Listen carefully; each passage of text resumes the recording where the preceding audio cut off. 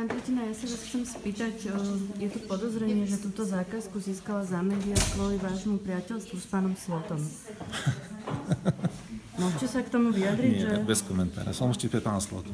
No a vy ste to s pánom Slotom nejak konzultovali? Vy ste dnes súdu neboli schopní povedať, že od koho ste sa dozvedeli o tom, že táto zákazka sa uskutoční. Dozvedeli ste sa to od pána Slotu? Myslím, že nebudeme sa o tom takto rozprávať, aká to ide.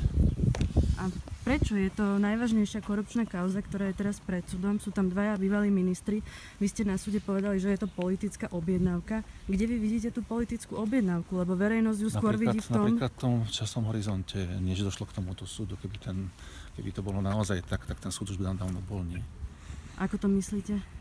Veď prebiehalo vyšetrovanie doteraz. No, asi nebolo jednoznačné, alebo také, aby to tak bolo. Ale ja sa k tomu nevedrem, mňa to nezaujíma. Lebo politická objednávka skôr vyzerá byť tá zákazka na základe vášho vzťahu s pánom Slotom. Poznal som pána Slotu, ale nemal som si žiaden vzťah politický ani dovidenia. A vy ste chodili na ministerstvo, teraz ste to na súde povedali, že keď ste tam boli, tak ste sa zastavili, pozdravili ste pána ministra. Čiže vy ste sa poznali už predtým, ako ste vyhrali ten tender. Prosím vás, dovidenia. Lebo to podozrenie... Bez komentára. Viete čo? Vy ste kto vôbec? Ste si nepredstavil. Ja som Monika Todová z denníka N. Pozdravujem. No ale môžete sa k tomu vyjadriť, že teda na základe čoho ste získali tú zákazku a ako ste sa o nej dozvedeli?